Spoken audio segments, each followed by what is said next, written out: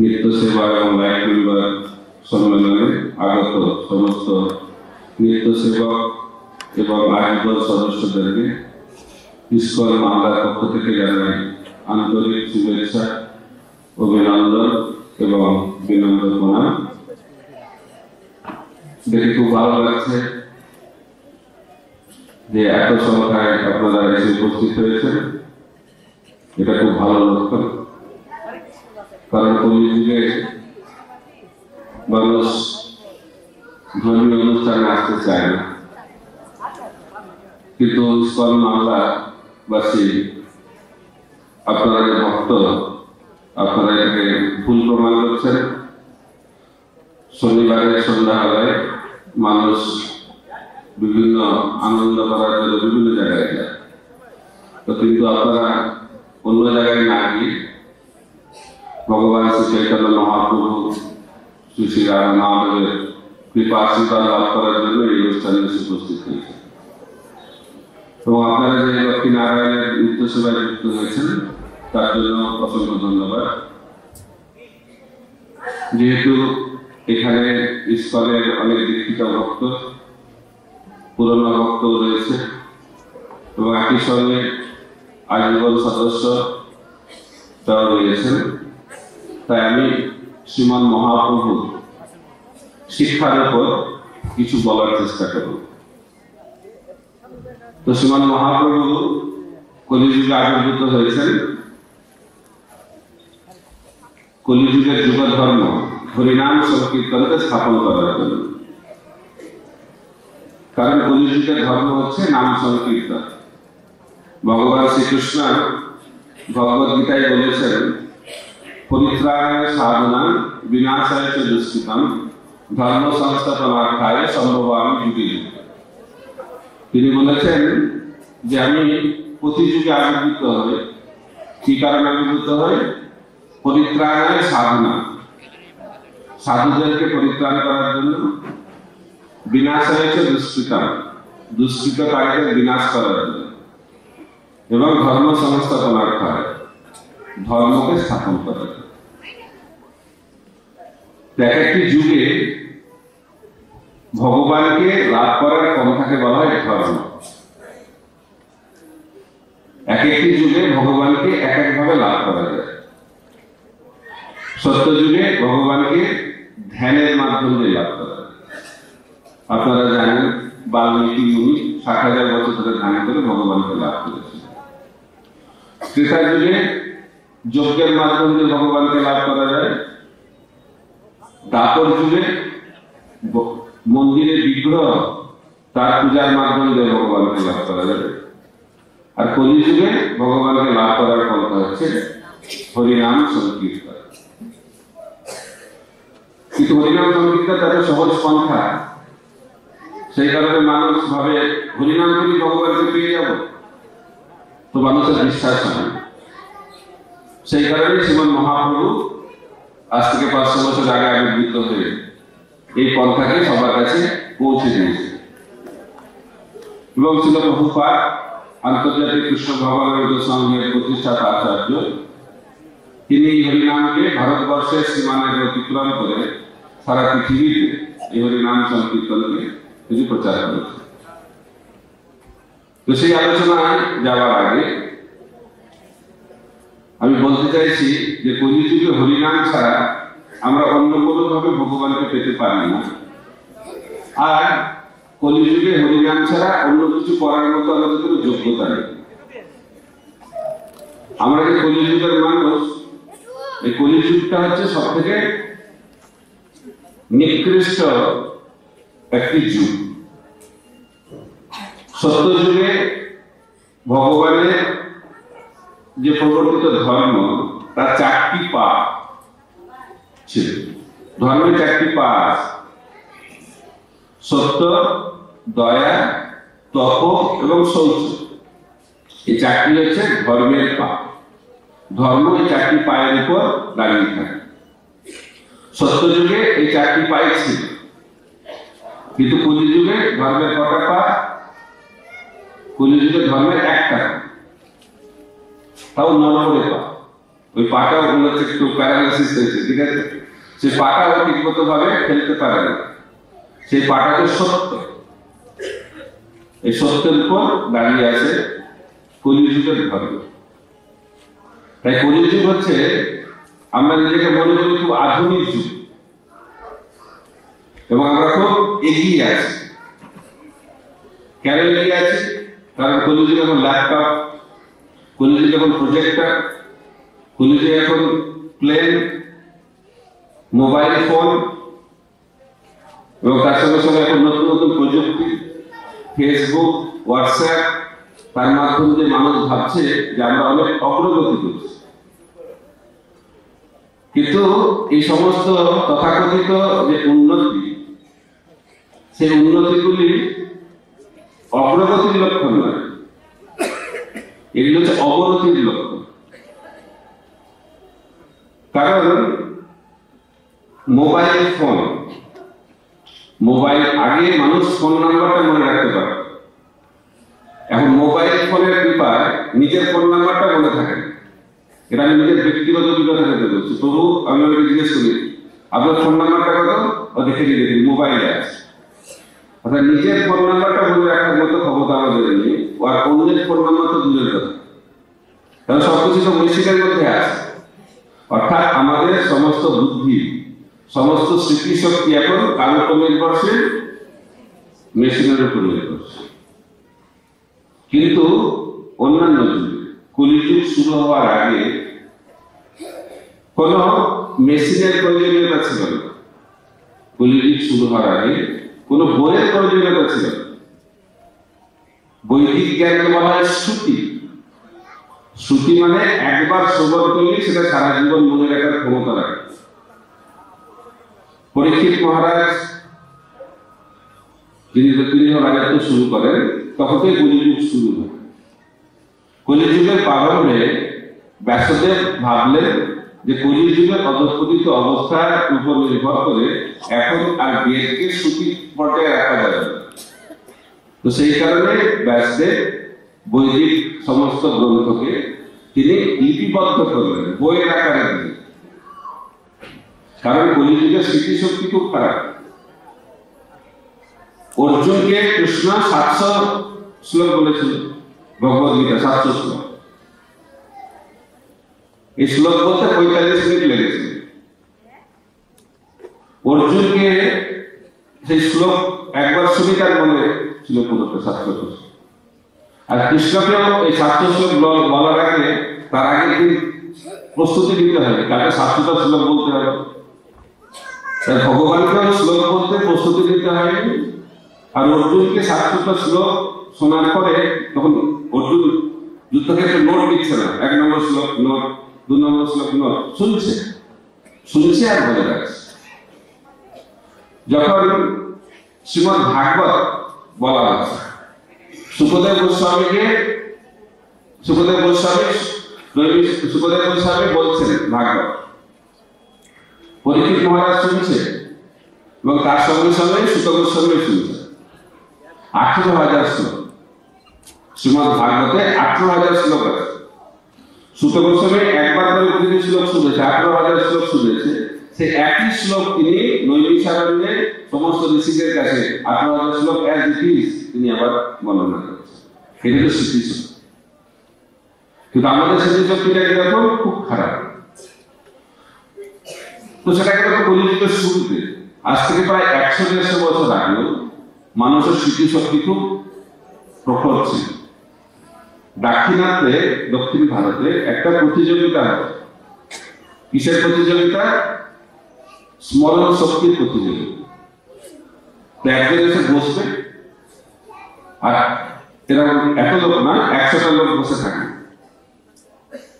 এবং প্রত্যেকটা লোক বিভিন্ন জায়গা থেকে প্রশ্ন করবে, 100টা প্রশ্ন করবে। আর যে সিকোয়েন্সে প্রশ্ন করেছে সেই সিকোয়েন্সেই তাকে উত্তর দিতে হবে। আর যখন এই প্রশ্নোত্তর চলবে তখন বাইরে একটা ঘন্টা বাজে। তো কে এই প্রতিযোগিতায় জয়লাভ করবে?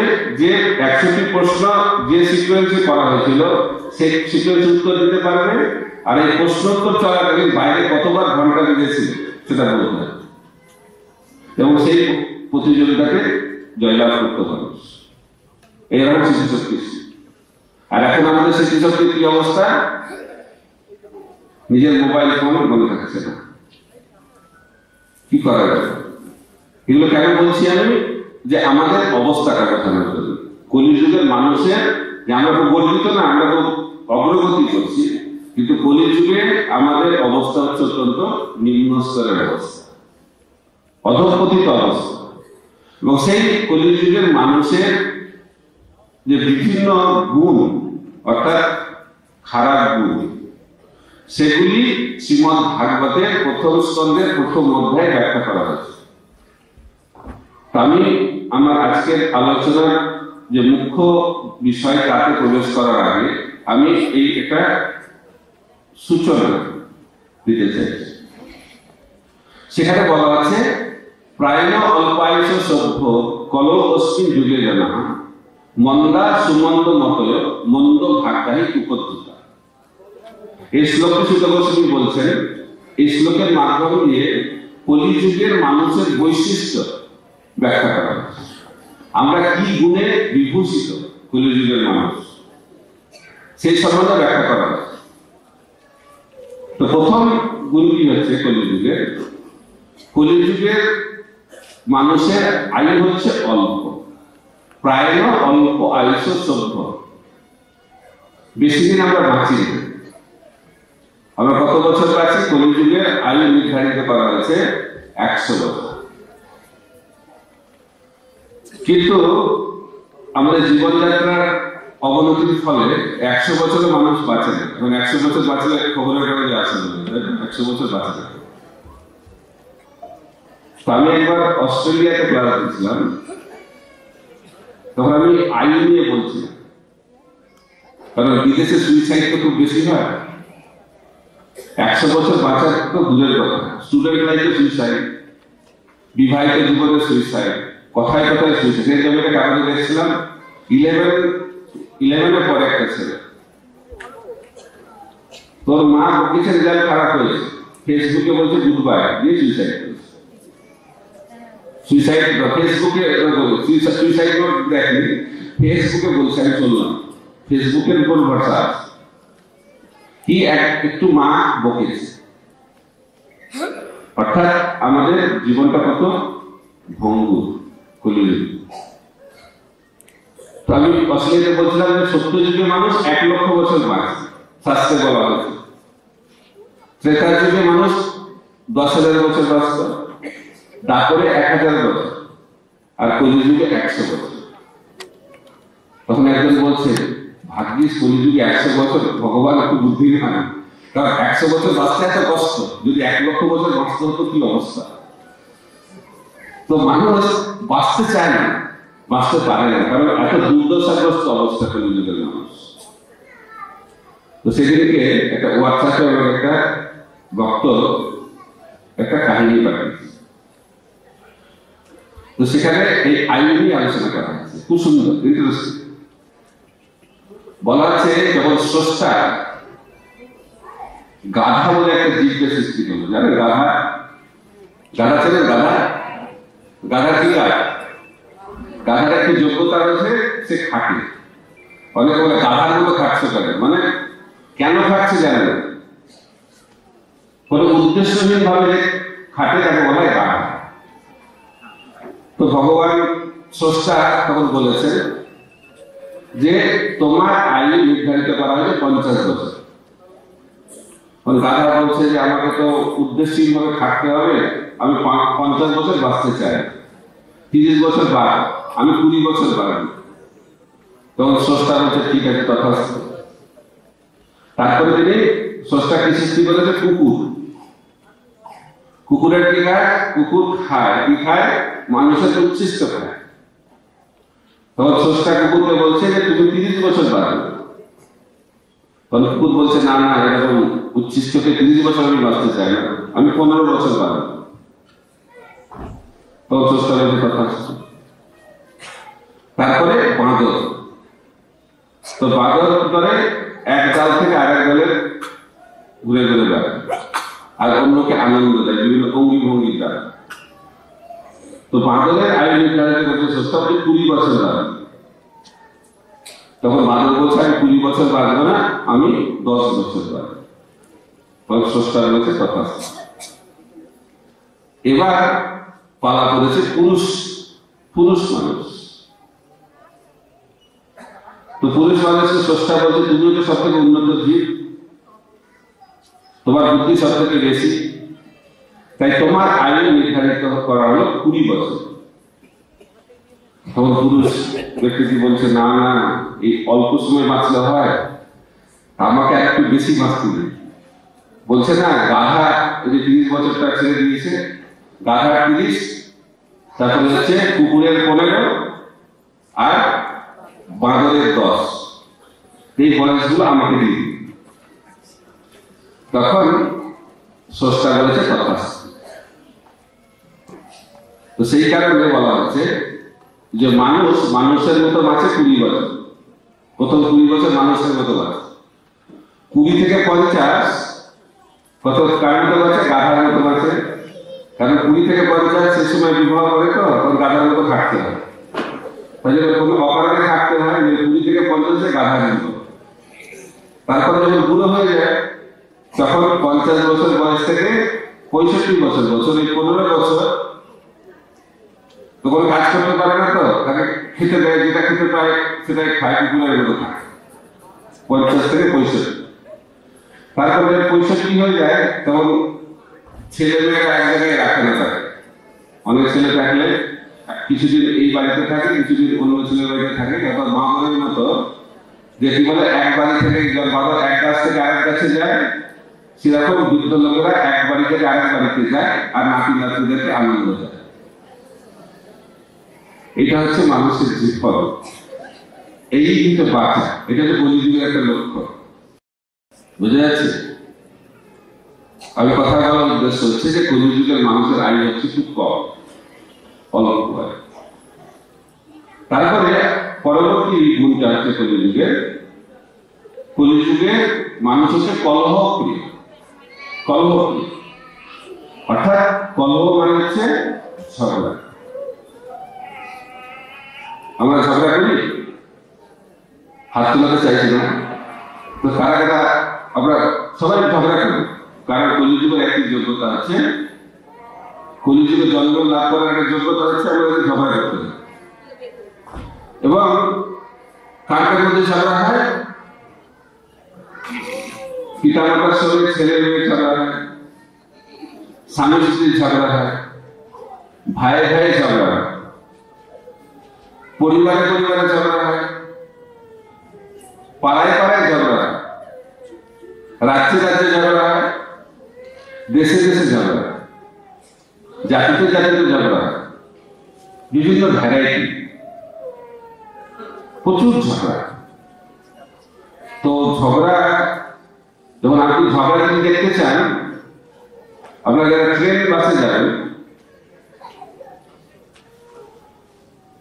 ছোট কারণে কতটুকু এক স্টেশন থেকে আরেক স্টেশনে যাবে, কোন সিটের কে মালিক, আমার সিটে বসেছে, ঝগড়া তো দূরের কথা, মারামারি হবে, ঠিক না? কারণ এটা হচ্ছে কলিযুগের মানুষের বৈশিষ্ট্য। এখন বলা হচ্ছে ভাই ঝগড়া, আর আরেকটি ইন্টারেস্টিং ঝগড়া হচ্ছে স্বামী স্ত্রীর ঝগড়া। এই ঝগড়াটা বলা হচ্ছে, প্রভুপাদ বলতেন যে স্বামী স্ত্রীর মধ্যে যদি ঝগড়া না হয়, এখানে কারা বিবাহিত আছে না, কারা বিবাহিত,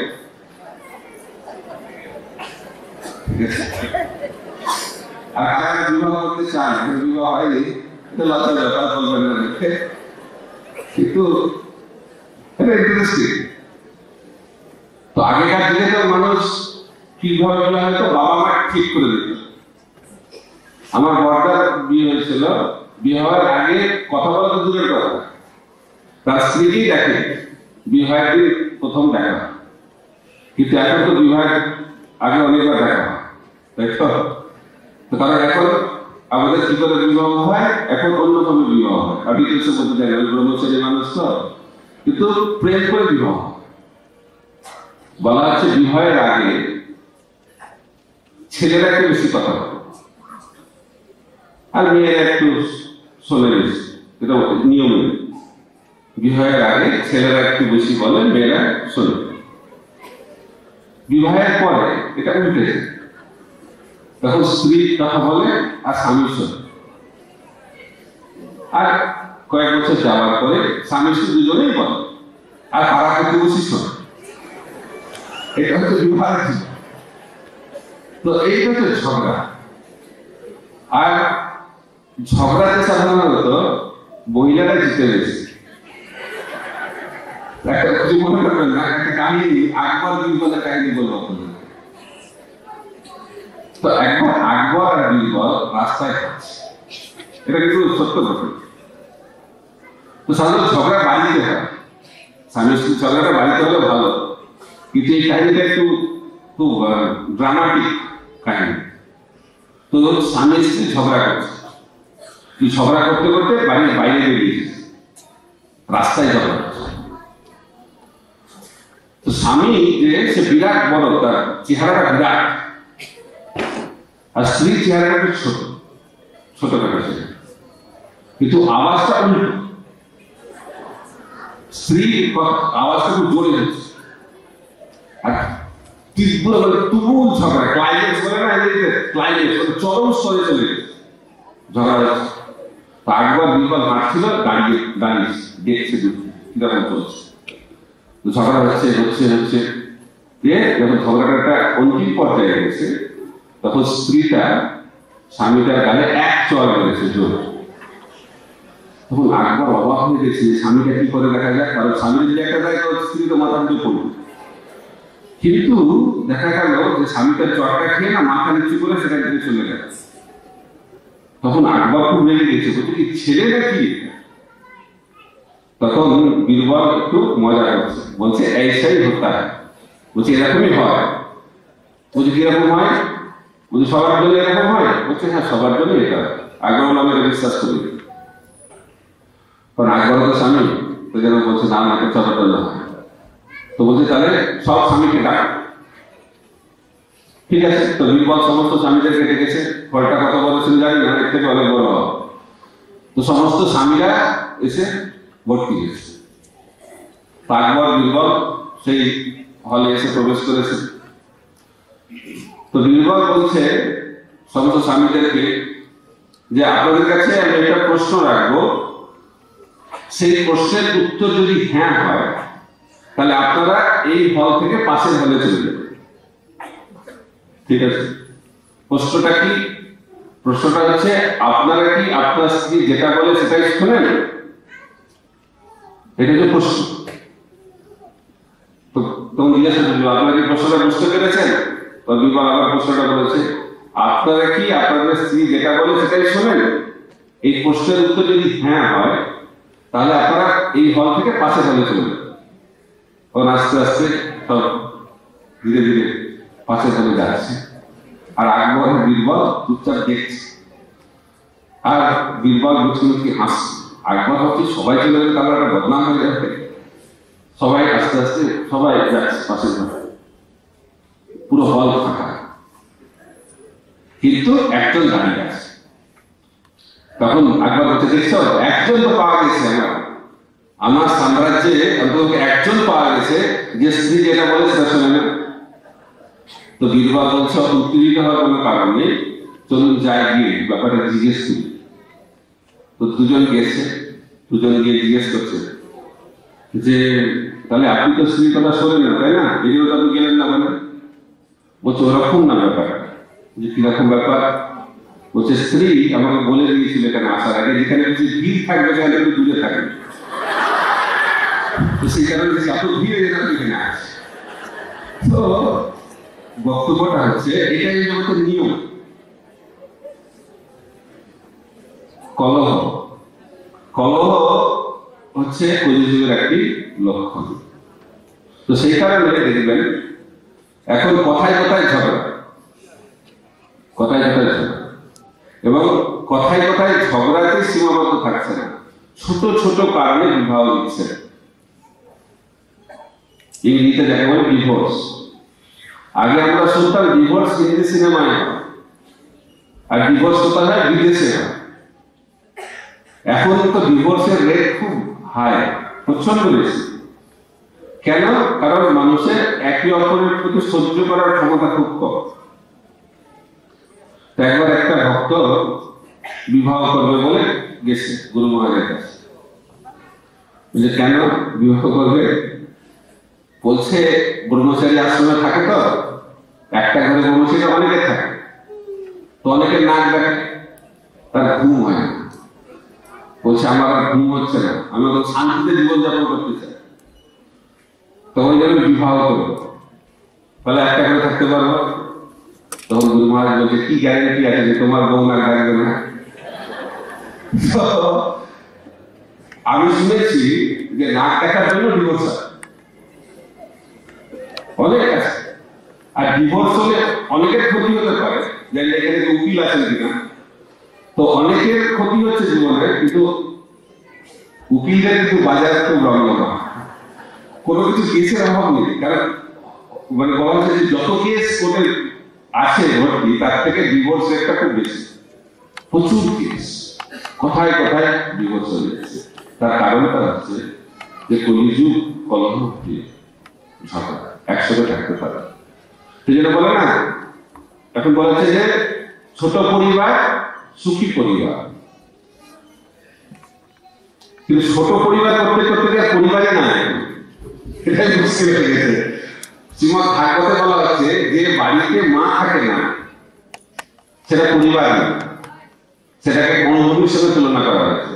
বলছে যে পরিবারে মা থাকে না সেই পরিবারে পরিবার বলে সেটাকে গণ্য করা হয় শাস্ত্র অনুযায়ী। এবার বলা হচ্ছে সেই পরিবারকে পরিত্যাগ করে তার বনে চলে যাওয়া। আর কলিযুগে তো মানুষ বিবাহের আগে মা করে, কিন্তু বিয়ের পরে মা বাবা পায় না, মা আউট।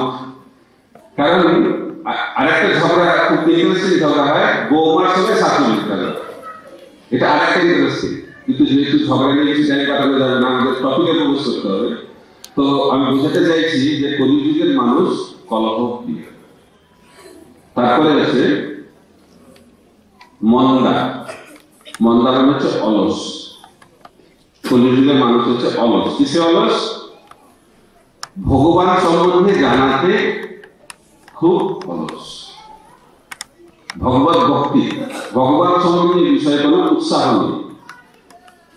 তো বলবেন, আপনারা তো অনেকে প্রচার করছেন, বলবেন যে আপনি মন্দিরে আছেন আর আমরা বলি মায়াপুরে আছেন। তো বলি বলে যখন ঠাকুর টানবে, ভগবান তো বলে ঠাকুর, যখন ঠাকুর টানবে তখন যাবো। যখন সিনেমা যাচ্ছে, যখন শপিং মলে শপিং করতে যাচ্ছে, অন্য জায়গায় গাড়ি নিয়ে ঘুরতে যাচ্ছে, তখন কিন্তু ঠাকুর না টানলেও যাচ্ছে। কিন্তু ভগবানের জায়গায় যাবে তখন ঠাকুরকে টানতে হবে। এটা একটা লক্ষণ। কিসের লক্ষণ? মানুষ হচ্ছে খুব ভক্তির পথে খুব অলস, কিছু করতে চায়। কিন্তু দেখা গেছে অলস হলেও আরেকটি খারাপ গুণ কলিযুগের মানুষের হচ্ছে সুমন্দ মতলব, অর্থাৎ খারাপ অন্যের খারাপ চিন্তা করে। কলিযুগের মানুষ অন্যের ভালো চায় না, অন্যের ভালো চায়। সবাই চিন্তা করে আমি কি করে অন্যকে খারাপ করবো আর আমি ভালো থাকবো। আমাদের মনে ধারণা হয়ে গেছে যে নিজেকে ভালো থাকতে গেলে অন্যকে খারাপ করতে হবে, অন্যকে খারাপ করলে ভালো নিজে ভালো হবে। তো সেদিনকে আরেকটা আমি একটা গেম দেখছিলাম, সেখানে 10 জন লোককে হাতে বেলুন দেয়, বেলুন। তো গেমটার উদ্দেশ্য হচ্ছে তার হাতে বেলুন দেয়া আছে আর বেলুনের সঙ্গে সঙ্গে বেলুনটাকে ফোটানোর জন্য একটা কাঠি দেয়, ঠিক আছে? তো বলা হচ্ছে যার এই গেমের শেষে যার কাছে বেলুনটা থাকবে সে হচ্ছে জয়ী। শুরু হয়ে গেছে গেম। গিয়ে কিভাবে শুরু হচ্ছে, সবাই অন্যের দলিল ফাটাতে যাচ্ছে। তো এরকম দলিল ফাটাতে ফাটাতে সবার দলিল ফেটে গেছে, তো কেউ জয়ী হতে পারল না। তখন যে প্রতিযোগিতা পরিচালনা করছিল সে তখন বলল, আমি তো আপনাদেরকে বলিনি যে অন্যের বেলুন ফাটাতে, আমি কি বলেছিলাম যার কাছে বেলুনটা থাকবে সে জয়ী হবে। আপনারা যদি প্রত্যেকেই বেলুনটা কারো না ফাটাতেন, নিজের বেলুনটা নিজের কাছে রাখতেন, তাহলে আমরা প্রত্যেকে জয়ী হতে পারতাম। কিন্তু আমাদের কি ধারণা, আমি কি করে জয়ী হবো, অন্যকে পরাজিত করবো, ঠিক না? অর্থাৎ অন্যকে খারাপ করতে পারলে আমি ভালো হব, এটা হচ্ছে সুমন্দ মতই, এটা হচ্ছে কলিযুগের আরেকটি লক্ষ্য। অন্যের আমরা ভালো চাই না। ভক্তিবিনোদ ঠাকুর বলছেন, পর দুঃখে সুখী আর পর সুখে দুঃখী। কিন্তু যারা বৈষ্ণব তারা অন্যের সুখে সুখী হয় আর অন্যের দুঃখ দেখলে দুঃখী হয়। এটা হচ্ছে মানুষ। কিন্তু কলিযুগের মানুষের সেই গুণটি নেই, সুমন্দ মতই। তারপর হচ্ছে মন্দ ভাগ্য। মন্দ ভাগ্য মানে কোন কারণে ভক্তি পথে উৎসাহ দেখা গেলেও এমন একটা দলে ঢুকে যাচ্ছে যে দলটা ধর্ম সম্পর্কে কিছু জানেই, মন্দ ভাগ্য। কারণ কলিযুগের আরেকটি লক্ষণ হচ্ছে যে কলিযুগে সবাই একে অপরকে প্রতারণা করে। আর কোন জায়গায় বিশেষত্বের প্রতারণা হয়, ধর্মের না। তাই ভক্তিবিনোদ ঠাকুর বলছেন, পৃথিবীতে ধর্ম নামে যত সব চলে, ভাগবতে কহে সব পরিপূর্ণ চলে। ছলনা ধর্ম। কিরকম ছলনা ধর্ম? কারণ দেখতে লাগে ভক্তের মতো, কিন্তু তারা হচ্ছে কলির চালা। কলির চালা মানে পাপ কর্মে প্রতিবিম্ব। তো কিরকম? ভক্তিবিনোদ ঠাকুর বলছেন, এই তো এক কলির চালা। কিরকম কলির চালাটা? যারা মদ খাচ্ছে, যারা অন্য পাপ কর্মে লিপ্ত আছে, তাদেরকে দেখলে বোঝা যাবে কলির চালা। কিন্তু ভক্ত বেশি কলির চালা চেনা খুব কঠিন। তাই জন্য ভক্তিবিনোদ ঠাকুর আমাদেরকে চিনিয়ে দিচ্ছেন। কিরকম চেনাচ্ছেন? তিনি বলছেন যে এই তো এক কলির চালা, তিলক নাকে গলায় মালা। কিরকম কলির চালা? কপালে তিলক আছে আর গলাতে মালা আছে, কিন্তু সেবার কলির চালা। কিরকম কলির চালা? সহজ ভাবে করছেন মামু, সঙ্গে লয়ে পরের বাবা। মানে হচ্ছে নিজের বউ থাকলেও অন্যের বউয়ের সঙ্গে সম্পর্ক স্থাপন করছে, অর্থাৎ অসৎ চরিত্র। ধর্ম মানে হচ্ছে চরিত্র গঠন। ধর্মের উদ্দেশ্য হচ্ছে কি, আমাদের চরিত্রকে গঠন করা। বাহ্যিক বেশ পরিবর্তন করে আমরা সাধু হতে পারি না। অনেকে ভাবে লাল কাপড় পরলো, চুলের স্টাইল বদলে গেল, গলায় মালা ঝুলে গেল, তারপরে সাধু হয়ে গেল। তা না, সাধু মানে তার চরিত্রটা কি ব্যাপার? চরিত্র পরিবর্তন হচ্ছে, তার হৃদয়ের পরিবর্তন হচ্ছে। সেই কারণে শ্রীল প্রভুপাদ আমাদের এই সোসাইটির নাম রেখেছেন আন্তর্জাতিক কৃষ্ণ ভাবনামৃত সমিতি। অর্থাৎ আমাদের মনটা কোথায় আছে? ভগবান শ্রীকৃষ্ণ ভগবদ্গীতাতে বলছেন, মন মনা হব। সবসময় আমার কথা চিন্তা করো, আমার মন কার কথা চিন্তা করছে সেটা আমি জানি আর ভগবান জানেন।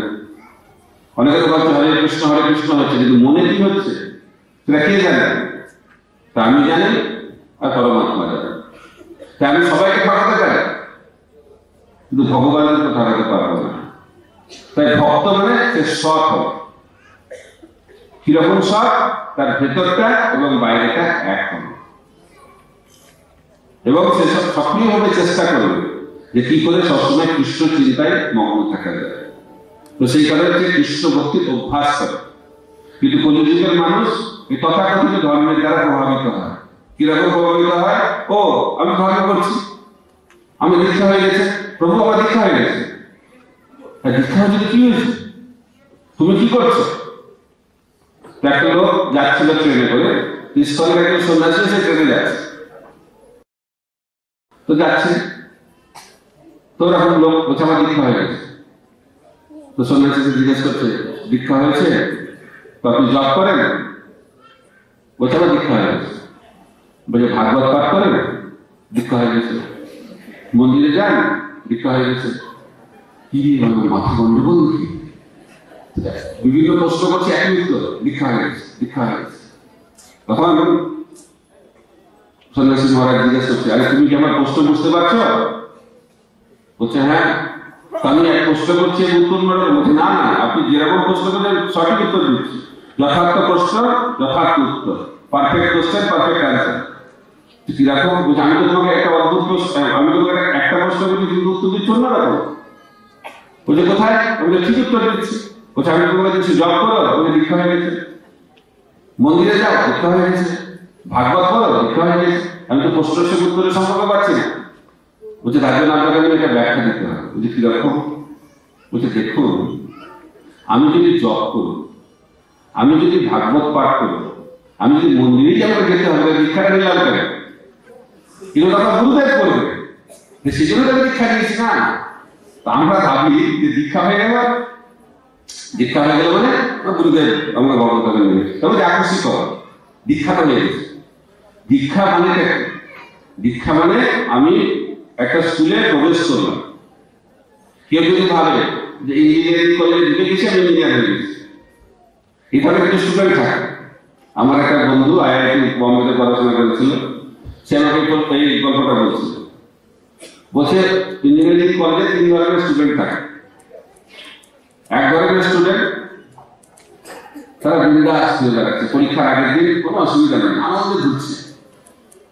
কি ব্যাপার? বলছে তোমার চিন্তা নেই, কালকে পরীক্ষা। বলছে কিসের চিন্তা?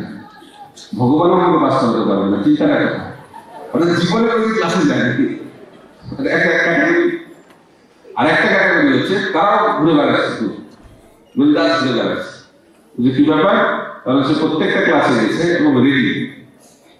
তারা যারা দেখবেন খুব ভালো স্টুডেন্ট, তারা কিন্তু পরীক্ষার আগের দিন খুব একটা বেশি পড়ে না, তারা রেডি হয়ে যায়। তো তারা পরিস্থিতিতে ঘুরে বেড়াচ্ছে। সমস্যাটা হচ্ছে দুজনের মাঝখানে, অর্থাৎ যারা ভালো করে পড়াশোনা করেনি আর যারা ভগবানের উপর নির্ভরশীল না, তো তারা পরীক্ষার আগের দিন পড়তে থাকে খুব চিন্তা, সব ঘুমটুম সব এদিকে। যে 3টে ক্যাটাগরি, ঠিক আছে? বেশিরভাগ ওই মধ্যে ক্যাটাগরি বেশি পড়ে। উত্তম অধিকারী, কনিষ্ঠ অধিকারী, মধ্যম অধিকারী, 3 ধরনের ছাত্র।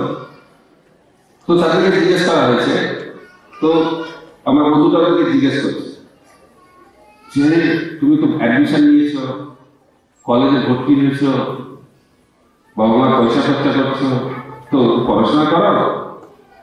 বলছে দেখো, আমাদের দর্শন হচ্ছে পুরো পরিষ্কার।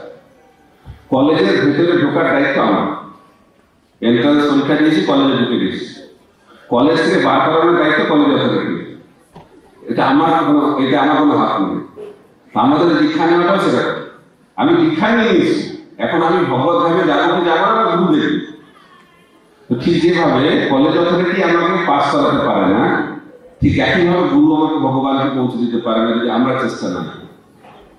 কিন্তু মানুষ কি হয়, কলিযুগের মানুষ দীক্ষা হয়ে গেছে। এটা আমি শুনলে এত আমার বিরক্ত লাগে। তো দীক্ষা হওয়ার পরে জীবনে কি পরিবর্তন হয়েছে? পাপকর্ম বন্ধ হয়েছে, চরিত্র গঠন হচ্ছে, শাস্ত্র অধ্যয়ন হচ্ছে, হরিনাম হচ্ছে, খারাপ কর্মগুলো ছাড়ছেন, ওই সঙ্গে কোনো আলোচনা। তো সেই কারণে ইসকনে কি করা হয়, দীক্ষাটা পরে দেওয়া হয়, কারণ তার আগে তাকে প্রস্তুতি নিতে হয়। তো আমি যে পয়েন্টটা বলছিলাম যে অনেকে ভক্তি জীবনে এলেও তার এই অন্য পথে সে চলে যায়। মন্দা সুমন্দ মতরে মন্দ ভাগ্যা, অর্থাৎ মন্দ ভাগ্য। আর তারপরে সৌভাগ্যের ফল হয়তো সে ভালো পথে এসে গেছে, সঠিক পথে এসে গেলেও কলিযুগের আরেকটি খারাপ লক্ষণ হচ্ছে উপদ্রুতা। উপদ্রুতা মানে রোগ, প্রচুর রোগ। কত যে রোগ কলিযুগের মানুষের চিন্তার বাইরে। আর মানুষ খুব গর্বিত এখন, কেন? অনেক হসপিটাল খুলছে, আর হসপিটালের সব কিছু বাড়বে। বলছে এখন গভর্নমেন্ট খুব দারুণ, কেন? খালি প্রতিদিন একটা হসপিটাল। তো হসপিটালের সংখ্যা বাড়ছে, এটা কি সমাজের ভালো লক্ষণ না খারাপ লক্ষণ? এটা মানুষ বুঝছে না। অর্থাৎ হসপিটালের সংখ্যা বাড়ছে, তার মানে মানুষের রোগ বাড়ছে। তো সেটা কি ভালো সমাজের জন্য? সেই সম্বন্ধে কিছু কোনো আলোচনা হচ্ছে না। কেন এত রোগ হচ্ছে? তার কারণ মানুষের জীবনটা পাপের জীবন হয়ে গেছে। জীবনটা পাপের, যেটা খাচ্ছি সেটা পাপের, যে কার্য করছি সেটা পাপের, যেটা দেখছি সেটা পাপের, সমস্ত কিছু পাপে পূর্ণ। তো পাপে পূর্ণ জীবন, সেখানে তো রোগ হবে। তো সেই কারণে কলিযুগের মানুষ ভক্তিপথে এসে গেলেও তারা বিভিন্ন রোগের দ্বারা উপদ্রুত হয়ে গেলেও তারা ভক্তি ঠিক মতো করতে পারে না। সেই কারণে আমাদের সুস্থ থাকতে ভক্তি করে নিলে খুব ভালো। এইভাবে শ্রীমদ্ ভাগবতে ব্যাখ্যা করা হচ্ছে কলিযুগের এরকম অবস্থা। এই অবস্থায় হরিনাম ছাড়া আর অন্য কোনো পন্থা আমরা ঠিকমতো ভাবে করতে পারবো না। সেই কারণে বলা হচ্ছে হরের নাম হরের নাম হরের নামই তো কেবলম কলম নাস্তিক নাস্তিক নাস্তিক গতিরন্যতা। এই কলিযুগে হরিনাম ছাড়া আর কোনো গতি নেই। তার কারণ কি? এই সমস্ত আমাদের গুণাবলী রয়েছে। কি গুণাবলী মনে আছে? কি বললাম? প্রথমটা কি বললাম? কলিযুগের মানুষের আয়ু হচ্ছে অল্প। অনেকে বলে ধ্যান করবো। ধ্যান না হলে ভগবানকে পাওয়া যায়? হরিনাম করে কি করে পাওয়া যায় ভগবান? তো ছিল প্রভুপাদের কাছে একজন এসে বলছে, প্রভুপাদ আমি তো ধ্যান করে এলাম, খুব ফ্রেশ লাগছে। তো প্রভুপাদ বলতে ফ্রেশ তো লাগবে, এত করে ঘুমালে তো ফ্রেশ লাগবে না। তো দেখবেন বিভিন্ন ধ্যানের জায়গায় সব ঘুমায়, ঈশ্বরের যারা ভক্ত তারা জপ করলেও ঘুমায়। আর কখন ঘুমায়? জপের সময় ঘুমাবে আর ভাগবত পাঠের সময় ঘুমাবে। আমরা ভাগবত পাঠ শুরু হওয়ার আগে আমরা একটা মন্ত্র বলি, ওম অজ্ঞান তিমিরান্ধস্য জ্ঞানাঞ্জন শলাকায় চক্ষুষ উন্মীলিতম। এই শ্লোকটা দিয়ে আমাদের ভাগবত পাঠ শুরু হয়। চক্ষুষ উন্মীলিত হলে চোখটা খুলবে। এই শ্লোকটা যখনই আমরা শুনি, যখনই আমাদের চক্ষু নিমীলিত হয়ে যায়, ঠিক আছে, তখন চোখটা বন্ধ হয়ে যায়। চোখের পাতাটা এত ভারী। অনেকে বলে, আমাদের যারা কামারপুর মন্দিরে যারা থাকি তারা সকালবেলা ভাগবত পাঠ শুনি, যে প্রভু এই ভাগবত পাঠের সময় এত ঘুম কেন আসে? একটা লোক প্রভুপাদ ক্লাস দিচ্ছে পাশ্চাত্য জগতে, একটা লোক বা প্রভুপাদ ভাগবত পাঠ দিচ্ছে সকালবেলা, এসে বসেছে। তো বসে যাওয়ার পরে যেমন হয় ঘুমিয়ে পড়ছে। আর এত ঘুমাচ্ছে মানে খুব গভীর নিদ্রায় প্রবেশ করেছে। তো সাধারণত চক্ষুর উন্মীলিত সময় চক্ষুটা নির্মিলিত হয়, কিন্তু মহাপ্রসাদে গোবিন্দ সময় ঘুমটা ভেঙে যায়। কিন্তু এই লোকটি মহাপ্রসাদে গোবিন্দ জানে না, কারণ মহাপ্রসাদে হওয়ার সময় ঘুম ভাঙছে। তো অন্য লোকের ধাক্কা দিচ্ছে, ওঠো ওঠো ওঠো। উঠেছে, উঠে খাওয়া দাওয়া করার পর বলছে, স্বামীজি কোথায়? স্বামীজি কোথায়? বুঝলে কেন? আপনাদের স্বামীজিটা পাওয়ারফুল স্বামীজি। কিরকম? বলছে দেখুন, আমি মনের কথা বলি, আমি সারা জীবনে কখনো রাত্রেবেলায় ঘুমাতে পারিনি। কত ডাক্তারের কাছে গেছি, কত ওষুধ খেলাম, ঘুমিয়ে আসে না। কিন্তু দেখলাম এই স্বামীজি যদি পাঠ দিচ্ছে, পাঠে বসার সঙ্গে সঙ্গে ঘুম। তবে নিশ্চয় কোনো ক্ষমতা আসবে না। দেখতে হচ্ছে আমাদের কলিযুগের অবস্থা, চোখটা খুব খুব ভারী হয়ে যায় যেমন ভগবানের কথা আলোচনা। আর যখন পরনিন্দা হবে তখন কি বলবো তখন সব ঘুম কেটে যায়, অন্য যে খারাপটা শুনবে। এটা হচ্ছে কলিযুগের লোক। পরনিন্দা পরচর্চাতে তখন ঘুমটা হবে, আড্ডা মারা যাবে। দেখো আমি জানতাম কেন এটা হয়, আমি জানতাম না। তারপরে শুনলাম এর পেছনে একটা ঐতিহাসিক কারণ আছে। আপনারা তাদেরকে জানেন, কিন্তু যারা জানেন তাদের জন্য এটা খুব ভালো। তো একজন ঘুমানোর লোক ছিল, যখন রাম রাজা ছিল, তার নাম ছিল কুম্ভকর্ণ। কুম্ভকর্ণের নাম শুনেছেন? রামের ভাই কুম্ভকর্ণ। তো কুম্ভকর্ণ ঘুমাতে এক্সপার্ট। 6 মাস ঘুমাবে, তারপরে 6 মাস পরে উঠবে, আবার খেয়ে আবার ঘুমাবে, সবসময় ঘুমিয়ে থাকে। তো কুম্ভকর্ণকে হত্যা করা হয়েছে, সবাই খুশি। কিন্তু একজন খুব দুঃখ পেয়েছে যে কুম্ভকর্ণ মরে গেল। কে সে? নিদ্রা দেবী। তো নিদ্রা দেবী গিয়ে ভগবান শ্রী রামচন্দ্রের কাছে গিয়ে বলছে, হে ভগবান, আমি এত সুন্দর একটা আশ্রয় পেয়েছিলাম, আপনি সেই আশ্রয়টা কেড়ে দিলেন। আর কুম্ভকর্ণ যেহেতু অসুর ছিল, তার সংস্পর্শে আমি অসুস্থ হয়ে গেছি, এখন আমার কি গতি হবে? তখন রামচন্দ্র বলছে, কোনো চিন্তা করো, আমি তোমার জন্য ব্যবস্থা করে রেখেছি। কিরকম? এরপরে যেখানে ভগবানের কথা হবে সেখানে তুমি চলে যাবে, তাহলে অনেক আশ্রয় তুমি পেয়ে যাবে, তাই যেখানে ভগবানের কথা হয় সেখানে মেঘরানী খুব সুন্দরভাবে ঘুরে ঘুরে দাঁড়ায় এবং সে তখন যারা শ্রোতা তাদের আশ্রয় গ্রহণ করে এবং বললেন যে যেহেতু তুমি ভগবানের কথা শোনার সুযোগ পাও তার ফলে তুমি শুদ্ধতা লাভ করবে। সেই কারণে কলিযুগের মানুষের পক্ষে ধ্যান করাটা সম্ভব নয়, কারণ ধ্যান করলে ঘুম পাবে। আর ধ্যান করার জন্য 60,000 বছর ধরে ধ্যান করেছিলেন কে? বাল্মীকি মুনি। আমরা মাসি কত বছর? 60 বছর। তো কি করে আমরা ধ্যান করবো? তাই কলিযুগের ধ্যান হচ্ছে জপ ধ্যান, অর্থাৎ মন্ত্র উচ্চারণ করে সেটাকে শোনাটাই হচ্ছে কলিযুগের ধ্যান। সেজন্য বলা আছে হরে নাম হরে নাম হরে নামই তো কে বলে কলো নাচতে গতিরন্ন থাক। এই কলিযুগে হরিনাম ছাড়া আর কোনো গতি নেই। কেন নেই? কারণ কলিযুগ হচ্ছে দোষের সাগর, কলের দোষে নিজের রাজন অস্তি এক মহান গুণ কৃষ্ণ নাম কৃষ্ণস্য মুক্ত সঙ্গ পরম ব্রজে। বলা আছে কলিযুগটা হচ্ছে দোষের সাগর, কলের দোষে নিজের রাজন, কিন্তু তার মধ্যে একটি মহান গুণ রয়েছে, সেটি হচ্ছে ভগবানের দিব্য নাম। হরে কৃষ্ণ কৃষ্ণ কৃষ্ণ হরে হরে, হরে রাম রাম রাম হরে হরে। এই মহামন্ত্র যদি আমরা কীর্তন করি, জপ করি, তাহলে আমরা এই কলিযুগের কর্মশকে অতিক্রম করে আমরা ভগবানকে লাভ করতে পারব। তো যখন কলিযুগ শুরু হচ্ছে তখন যুধিষ্ঠির মহারাজ দাপর আর কলির সন্ধিক্ষণ যুধিষ্ঠির মহারাজ রাজত্ব করছেন এবং কলিযুগ তখন প্রবেশ করল। যুধিষ্ঠির মহারাজ রাজপ্রাসাদের মধ্যে আছে আর ভীমসেন পাহাড় আছে। তো পাহাড়ে হচ্ছে হঠাৎ একটা লোক দৌড়াতে এসে ভীমসেনকে বলছে, ভীমসেন আমি রাস্তায় একটা অদ্ভুত জিনিস দেখলাম। বুঝি কি জিনিস দেখলে? বলছি দেখলাম রাস্তায় একটা লোক চাষ করেছে জমিতে, তো জমির ফসল যাতে কেউ খেয়ে না নেয় তার জন্য জমিতে বেড়া দিয়েছে, বেড়া, ফেন্স। আমি দেখছি ওই বেড়াটাই ফসলগুলোকে খাচ্ছে।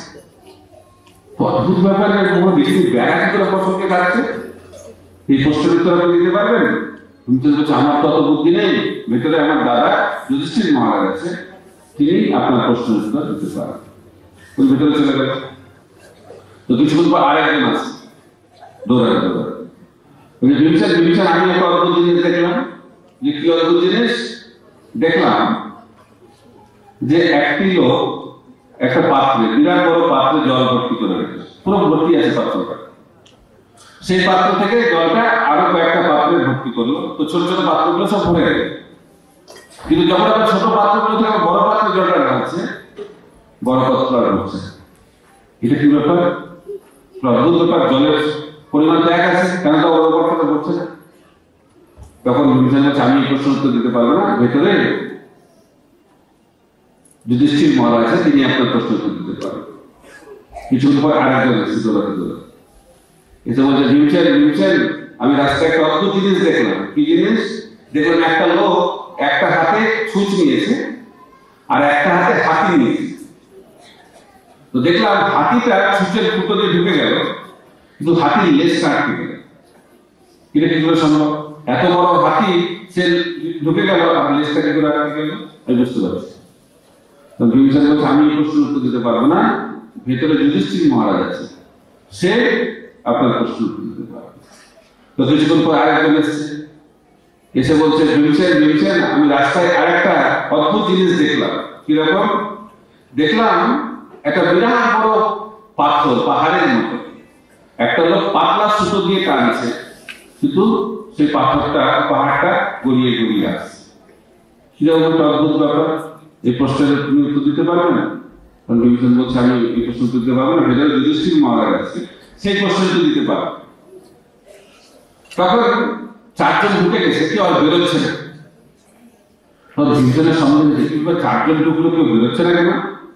তো ভেতরে ঢুকেছে, যুধিষ্ঠির মহারাজকে জিজ্ঞেস করছে আরে আপনার কাছে আমি চারজনকে পাঠালাম, তো চারজন কেউ তো আসেনি। তখন ভীমসেন ব্যাপারটা বুঝিয়ে বলেছে যুধিষ্ঠির মহারাজ। তখন যুধিষ্ঠির মহারাজ বলছে কোথায় গেল সে? সেটা হচ্ছে কলি। কারণ এই চারটি প্রশ্ন সে করেছে, এটা হচ্ছে কলিযুগের চারটি লক্ষণ। প্রথম যুধিষ্ঠির মহারাজ ভীমসেনকে বোঝাচ্ছে, বুঝে প্রথম প্রশ্নটা ছিল যে বেড়া অর্থাৎ ফেন্স দিয়ে ফসলকে সুরক্ষার জন্য বেড়া দেওয়া হয়েছে, সেই বেড়াটাই ফসলটাকে খাচ্ছে। তো কলিযুগে যাকে রক্ষণাবেক্ষণের দায়িত্ব দেওয়া হবে সেই খেয়ে ফেলবে, অর্থাৎ বাংলায় কথা আছে রক্ষকই ভক্ষক। দেখা যাচ্ছে এটা, দেখতে পাচ্ছেন? এটা অনেক বছর আগে বলা হয়েছে, এটা হচ্ছে কলিযুগের লক্ষণ। যাকে রক্ষণাবেক্ষণের দায়িত্ব দেওয়া হবে সেই ভক্ষক। 2 নম্বর, বড় পাত্র থেকে ছোট পাত্রে জল ভরে যাচ্ছে, কিন্তু ছোট পাত্রগুলো থেকে যখন জলটা বড় পাত্রে ভরা হচ্ছে, বড় পাত্রটা ভরছে। এটা কিরকম? কলিযুগে একজন বাবা 4-5 জন ছেলেকে দেখাশোনা করতে পারে, কিন্তু 4-5 জন বাবা 4-5 জন ছেলে একটা বাবাকে দেখতে পাবে না। বাবা আমাদের পক্ষে সম্ভব না, অলওয়েজ মনে যায়। এটা হচ্ছে কলিযুগের একটি লক্ষণ। যারা বুড়ো তারা বুঝতে পারছেন, আর যারা এখনো হননি, বাবাদের বুড়োদের বড় খারাপ গতি কলিযুগে। বুড়োদেরকে কেউ দেখতে পারে না, এটা কলিযুগের একটি লক্ষণ। বুড়ো হলেই রিজেক্ট। আমি একটা সুন্দর কাহিনী শুনছিলাম, ভাববেন না যে আমরা বলে না ঘুটে পড়ে আর গোবর আসছে, আমরা সকলেই কিন্তু সেই একই জিনিস আমাদের লাভ হবে। তো একটা পরিবারের কাহিনী বলবো, এটা থেকে আমাদের একটা বিরাট শিক্ষা লাভ করার আছে। দাদু সেই পরিবারে আছে, পিতা মাতা, একটা ছেলে, ছেলের বউ, আর তাদের একটা ছেলে, অর্থাৎ 3টে জেনারেশন, নাতি, বাবা মা, দাদা। খুব আভিজাত্যপূর্ণ পরিবার, খুব বড় লোক।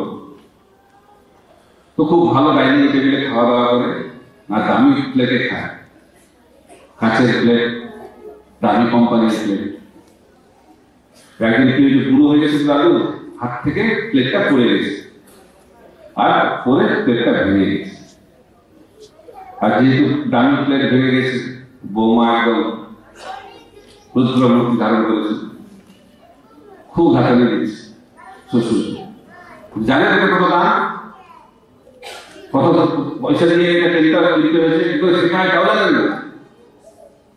কালকে থেকে আর আমাকে আপনাকে প্লেট দেওয়া হবে, আবার ভেঙে ফেলবেন দামি প্লেট, কালকে থেকে কাগজের প্লেটে দিতে দেওয়া।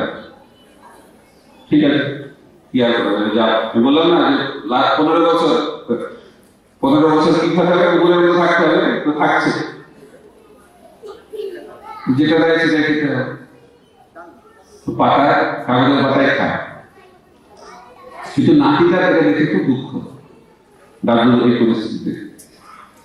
কিন্তু নাতিটা কি করছে, একটা অদ্ভুত কাজ করছে, দাদুর খাওয়া হয়ে গেলে সেই পাতাটা ডাস্টবিনে না ফেলে সেই পাতাটাকে জমা করে রাখছে।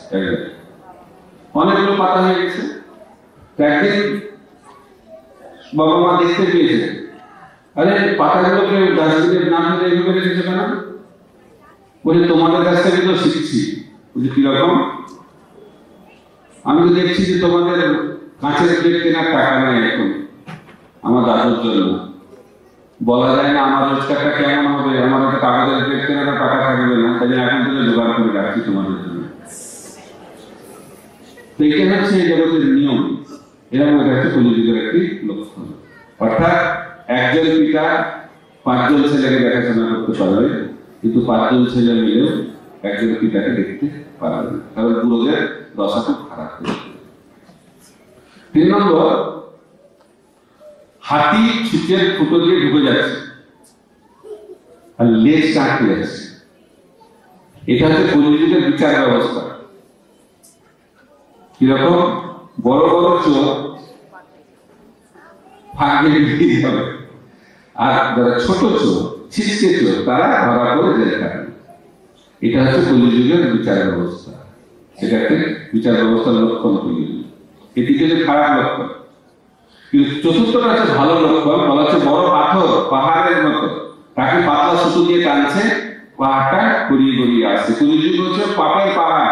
কিন্তু যদি আমরা হরিনাম করে হরে কৃষ্ণ কৃষ্ণ কৃষ্ণ হরে হরে হরে রাম রাম রাম হরে হরে, তাহলে আমরা এই পাপের পাহাড়কে একটু সহজে অতিক্রম করতে পারি। এই কারণে বলা হচ্ছে কলিযুগে হরিনাম ছাড়া আর কোনো গতি নেই।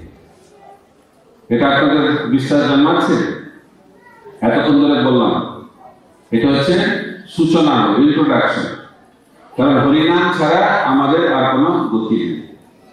এখন হরিনাম করার উদ্দেশ্যটা কি? হরিনাম করলে কি পাওয়া যাবে? হরিনাম করার উদ্দেশ্য হচ্ছে আমরা হরিনামের মাধ্যম দিয়ে কৃষ্ণ প্রেম লাভ করব। কারণ মহাপ্রভুর কি শিক্ষা? মহাপ্রভুর শিক্ষা হচ্ছে আরাধ্য ভগবান ব্রজসে তনয়া তদ্ধাম বৃন্দাবন ব্রহ্মা কাছে উপাসনা ব্রজবধূ বর্গেন যথা। শ্রীমদ্ ভাগবতম প্রমাণম অমলম প্রেমা কুমার মহান শ্রী চৈতন্য মহাপ্রভুর মত নিজন তত্ত্ব আধার না কর। মহাপ্রভুর শিক্ষা হচ্ছে খুব সরল শিক্ষা। তার শিক্ষা অনুযায়ী আরাধ্য ভগবান হচ্ছেন পরম পুরুষোত্তম ভগবান কৃষ্ণ। আরাধ্য ভগবান ব্রজসতনয় বৃন্দাবন কৃষ্ণ। ব্রহ্মা কাছে উপাসনা ব্রজবধূ বর্গেন কল্পিতা। ব্রজ গোপিকারা যেভাবে কৃষ্ণ আরাধনা করেছেন সেটি হচ্ছে সর্বশ্রেষ্ঠ। তার প্রমাণটা কি? শ্রীমদ্ ভাগবত প্রমাণম অমল। শ্রীমদ্ ভাগবত হচ্ছে সেই অমল পুরাণ, হচ্ছে তার প্রমাণ। প্রেমা কুমার মহান। জীবনের উদ্দেশ্য হচ্ছে কৃষ্ণ প্রেম লাভ করা। আমরা হরিনাম কেন করব? আমরা ভক্তি কেন করব? আমরা ভগবানের কাছে কেন যাই? আমাদের নিজের স্বার্থ সিদ্ধি করার। তাই বলা হচ্ছে ভগবদ্গীতাতে আর্ত অর্থাৎ জিজ্ঞাসী এবং জিজ্ঞাসু এবং জ্ঞানী, এই চার ধরনের মানুষ ভগবানের চরণে শরণাগত হয়। কিন্তু কলিযুগে একটা ক্যাটাগরি বেশি, আর্ত। আর্ত মানে যাদের জীবন খুব দুর্বিষ। আমরা তো মায়াপুরে থাকি, অনেক লোক আসে, এসে বলে প্রভু মন্দিরে থেকে যাবো, বাড়িতে যাবো না। কেন? কি হয়েছে? আর থাকা যাচ্ছে না। কি হয়েছে? না, খুব ঝগড়া হচ্ছে। তো ঝগড়া হচ্ছে বলে মন্দিরে থাকতে হবে? ওরা যদি ফোন করে এবার হাসছে। আমাদের যখন সংসারটা তখন খুব ভালো লাগে, তখন খুব মিষ্টি কথা বলে। আর যখন মিষ্টি কথাটা যখন আবার তেতো হয়ে যায় তখন আর ভালো লাগে। একজন ভক্ত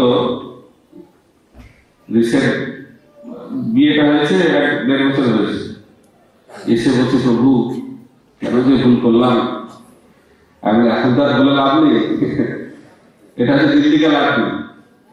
যে খায়া অভিবস্তা, যে খায় অভিবস্তা। এটা হচ্ছে জগতের নিয়ম। যে বিয়ে করেনি সে ভাবছে বিয়ে করলে তো ভালো হতো, আর যে বিয়ে করেছে ভাবছে বা কি যে করলাম, কি ভুলটা করলাম। তো যেই যাই হোক, তো আমাদের এই জগতে কেউ ভালো নেই, কেউ ভালো নেই। কারণ এই জগতে কেউ ভালো থাকতে পারে না, কিন্তু প্রত্যেকেই ভাবছে অন্যরা ভালো আছে। এটা আমি বারবার বোঝানোর চেষ্টা করছি। কারণ আমাদের ভগবানকে লাভ করতে গেলে এই জিনিসটা আমাদেরকে উপলব্ধি করতে হবে। আর্ত, আমরা প্রত্যেকেই আর্ত। কারণ এই জগতে কেউ সুখী থাকতে পারে না, এই জগতে কেউ সুখী থাকতে পারে না। আর তার দুঃখটা বেশি হবে, যে যত বেশি সুখী হওয়ার চেষ্টা করবে সে তত বেশি দুঃখ পাবে। এইটা হচ্ছে জগতের নিয়ম। কখন আমাদের জীবনে দুঃখ শুরু হয়? যখন আমরা এই দুঃখময় জগৎকে সুখময় করার চেষ্টা করি। কখনো হবে না। অনেক স্বপ্ন দেখতে পারে, অনেক সেমিনার দিতে পারে, কিন্তু এই দুঃখময় জীবন কখনো সুখময় হবে না। শ্রীল প্রভুপাদ বলছেন যে মরুভূমিতে জল নাই। যতই আপনি সেমিনার দেন, মরুভূমিতে জল আসবে? হবে না। ঠিক একইভাবে এই জগৎটা দুঃখের জগৎ, এটা কখনো পরিবর্তিত হবে না। কেন? ভগবান শ্রীকৃষ্ণ বলেছেন ভগবদ্গীতায়, এই জগৎ হচ্ছে দুঃখালয়। যে বানিয়েছে এই জগৎকে সেইটা বলেছে দুঃখালয়। কেন? এই জগতের একটা বিশেষ ত্রুটি রয়েছে। কি ত্রুটি? অশাশ্বত। এই জগৎটা হচ্ছে অনিত্য জগৎ। কিছু আমাদের সঙ্গে থাকবে না, কিছু থাকবে না। এই জগৎ হচ্ছে ভয়ের জগৎ। ভয় কেন? পদম পদম যৎ বিপদম। প্রতি পদে বিপদ। অনেকে ভাবে বিপদটা এলো, বিপদ যদি এসে যায় তার মানে বিপদ নাই, এটা হচ্ছে একটা মূর্খের লক্ষণ। আমাদের প্রতি পদে বিপদ, কে এটা বুঝতে পারে? যারা ভগবানের ভক্ত তারা এটা বুঝতে পারে যে প্রতি পদে বিপদ রয়েছে। কিন্তু আমরা কি ভাবছি? আশ্রয় খুঁজছি, আশ্রয়, যে এর আশ্রয়ে থাকলে আমি সুখী থাকি। প্রত্যেক আশ্রয় খুঁজছে। যারা বাচ্চা জন্ম হওয়ার পরে মায়ের আশ্রয়ে থাকে, বলছে মায়ের কোলে থাকলে আমি নিশ্চিত। তারপর ছেলে যখন একটু বড় হয় তখন আস্তে আস্তে মা থেকে বাবা থেকে একটু বেশি আসে, বাবা আশ্রয় হয়েছে। তারপর আর কি যখন বড় হয়, বাড়িতে চোর আসে, চোর ডাকাত করে, তখন যায় বাবা মাকে বাবাকে বাঁচতে পারবে না, তখন পুলিশকে ফোন করে। তারপরে আবার আশ্রয়টা যাদের পুলিশ কারাগারে কাজ করে, নেতাদের আন্ডারে কাজ করে, তখন পুলিশকে দিয়ে পাওয়া যাবে, নেতাদের কাছে যেতে হবে। তো যখন বড় বড় সামাজিক বলে প্রাকৃতিক দুর্যোগ হয়, ভূমিকম্প, সুনামি, তখন তো রাজনীতি তারা বেশি করতে পারবে, তখন দেবতাদের উপর নির্ভরশীল। আমরা জানি দেবতারা বিপদে পড়ে বিষ্ণুর কাছে যায়, তো ওর থেকে ভগবানের আশ্রয় নিতে হবে। তাই আমাদেরকে কেউ এই জগতে আশ্রয় দিতে পারবে না, একমাত্র আশ্রয় ভগবান দিতে পারে। ভগবানের নাম, কলিযুগে নাম রূপে কৃষ্ণ অবতার। তাই আমরা যে আনন্দ, যে আশ্রয় খুঁজছি, সেই আশ্রয় এই জগতের কোনো ব্যক্তি দিতে পারে। সেই আশ্রয় একমাত্র দিতে পারে ভগবানের দিব্য নাম।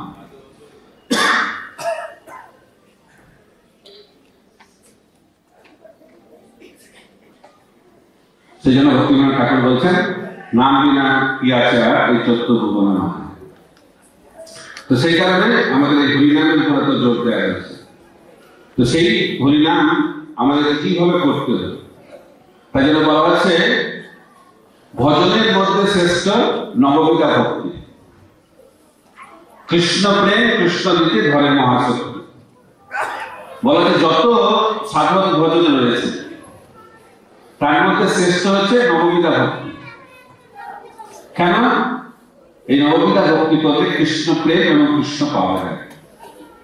তার মধ্যে সর্বশ্রেষ্ঠ নাম সংকীর্তন। এই নববিধা ভক্তির মধ্যে সর্বশ্রেষ্ঠ হচ্ছে নাম সংকীর্তন। নিরাপরাধে নাম লইলে পায় প্রবোধন। আমরা যদি অপরাধ শূন্য হয়ে হরি নাম করি তাহলে আমরা কৃষ্ণ প্রেম পাবো। নাম করলে কৃষ্ণ প্রেম হবে না। কিভাবে নাম করতে হবে? অপরাধ শূন্য, এবং সেখানে আমরা আটকে যাচ্ছি। সেই কারণে ইস্কনে যেমন আমরা প্রথমে আসি, তখন আমাদের যারা প্রচার করা বলে না, হরিনাম করলেই সব হয়ে যাবে, খুব সহজ। তো হরিনাম করতে করতে 10 বছর হয়ে গেল, 15 বছর, 20 বছর, প্রভু কোথায় প্রেম, কোথায়? তো প্রেম হচ্ছে না, কি ব্যাপার? হরিনাম কি তার গুণ হারিয়ে ফেলেছে? কেন হচ্ছে না? নাম করার ফলেও প্রেম যাচ্ছে না কেন? কারণ আমরা অপরাধ মুক্ত হয়ে হরিনাম করতে পারছি না। সেই কারণে মহাপ্রভু এই জগতে আবির্ভূত হয়ে আমাদেরকে শিক্ষা দিচ্ছেন যে কি করে শুদ্ধভাবে হরিনাম করা যায়। তার জন্য 4টি যোগ্যতা তিনি শিক্ষাষ্টকমের 3 নম্বর শ্লোকে শুদ্ধ নাম করার 4টি যোগ্যতা ব্যাখ্যা করছেন। কি কি যোগ্যতা? তিনি বলছেন, ত্রিনাদপি শুনিছেন তররিব সহিষ্ণু অমানিয়া মানদেন কীর্তনীয় সদাহরি। এই 4টি যোগ্যতা এই শ্লোকে ব্যাখ্যা করা হচ্ছে। প্রথম যোগ্যতা হচ্ছে ত্রিনাদপি শুনিছেন, অর্থাৎ আমাদের দৈন্য ভাব, দৈন্যতা। প্রথম যোগ্যতা হচ্ছে দৈন্যতা। কার থেকে দৈন্য? যে রাস্তায় যে ঘাস থাকে না তার থেকেও দৈন্য। তররিব সহিষ্ণু না, গাছের থেকেও বেশি সহিষ্ণু। অমানিয়া অর্থাৎ অহংকার শূন্য। মানদেন অন্যকে সম্মান প্রদর্শন করে। এই 4টি যোগ্যতা যখন আমাদের চরিত্রে প্রকাশিত হবে তখন আমরা শুদ্ধভাবে হরিনাম করতে পারব। সেই কারণে মহাপ্রভু এই জগতে যখন তিনি আবির্ভূত হয়েছিলেন তিনি তার বিভিন্ন পার্শ্বদের মাধ্যমে এই সমস্ত গুণাবলী তিনি প্রকাশ করেছেন। আমি মহাপ্রভুর বিভিন্ন লীলার মাধ্যম দিয়ে এই সমস্ত গুণাবলী আমরা কিভাবে লাভ করতে পারি এবং এই গুণাবলী যাদের রয়েছে তাদের চরিত্রটা কিরকম সেটা যখন আমরা জানতে পারবো তখন বুঝতে পারবো আমরা কোথায় আছি আর আমাদেরকে কোথায় যেতে হবে। এটা হচ্ছে মহাপ্রভুর শিক্ষা। মহাপ্রভু তার পার্শ্বদের মাধ্যমে দিয়ে দেখিয়ে দিয়েছেন যে আমরা এখন কোথায় আছি এবং আমাদেরকে কোথায় পৌঁছাতে হবে। তো প্রথমটা হচ্ছে দৈন্য। এই দৈন্য কথাটা শুনলে মানুষের খুব চিন্তা হয়, কারণ আধুনিক জীবন আর এই মহাপ্রভুর শিক্ষা হলো উল্টো। আধুনিক জীবনে কি শিক্ষা দেওয়া হচ্ছে? বড় হোক। আর মহাপ্রভু কি বলছে? ছোট হোক। এই কথা এই ভগবানের কাছে কেউ জানে না। বাবা মারা ছেলেকে কি বলে? ছোট হোক, বড় হোক, ডাক্তার হোক, ইঞ্জিনিয়ার হোক, বৈজ্ঞানিক হোক, ফার্স্ট হোক, 90% পাও, তাই না? কোনো বাবা কি বলে ছেলেকে বাবা কেন? একটা মজা শুনছিলাম, ওই এটাকে না বলে ভালো হবে। একটা মেয়ে ভালো রেজাল্ট করেছে, ফার্স্ট হয়েছে, তার পাশের বাড়ির ছেলেটা ফেল করেছে। তো পাশের বাড়ির বাবা বলছে, দেখি দেখ দেখ ওই মেয়েটাকে দেখ, ও ফার্স্ট হয়েছে। বলছে দেখতে দেখতেই তো ফেল হলাম। এটা হচ্ছে অবস্থা। তো এখন আমাদের সকলে বড় হতে চায়,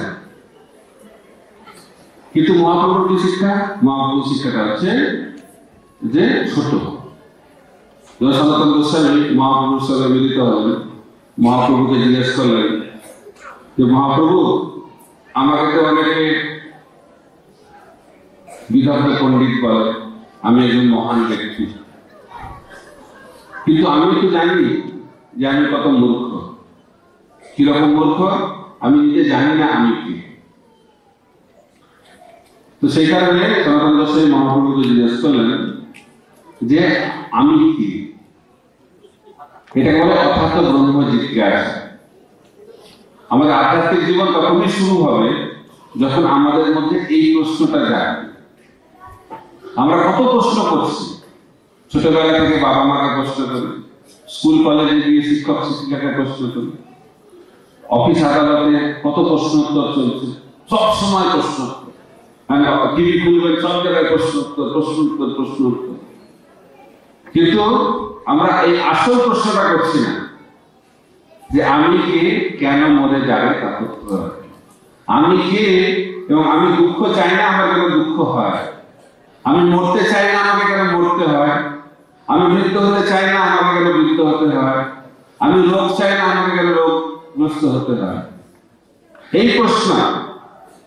প্রশ্ন যখন আমাদের হৃদয়ে জাগরিত হবে তখন আমাদের মনুষ্য জীবনটা শুরু হবে। তো সেই কারণে সেই প্রশ্ন শুনে মহাপ্রভু সনাতন গোস্বামীকে বললেন যে জীবের স্বরূপ হয় কৃষ্ণের নিত্য দাস। এইটা হচ্ছে দৈন্যতা।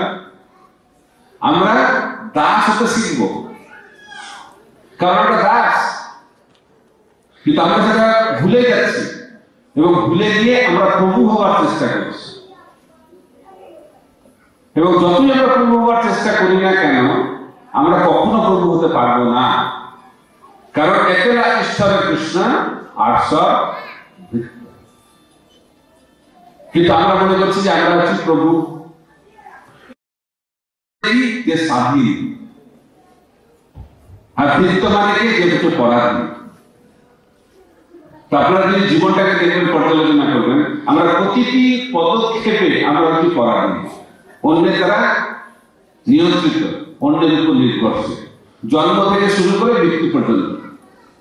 আপনারা কারা কারা স্বাধীনভাবে জন্মগ্রহণ করেছে বলুন তো? হঠাৎ আবির্ভূত হয়ে গেছে, হাত তুলুন। কেউ আছেন? আপনারা কারা কারা নিজের বাবা মাকে চয়েস করেছেন, আমি এবার এই বাবা মাকে নিয়ে জন্মগ্রহণ করব? আছেন কেউ এখানে? আছেন? আমরা কি জন্মগ্রহণ করছি না আমরা একটা পরিস্থিতিতে জন্মগ্রহণ করতে বাধ্য হচ্ছি? আমরা কি বিরাট কিছু দেখাই ভাব জন্ম আমরা অন্যের উপর নির্ভরশীল, পিতা মাতার উপর নির্ভরশীল, আর অন্তিমে ভগবানের উপর নির্ভরশীল।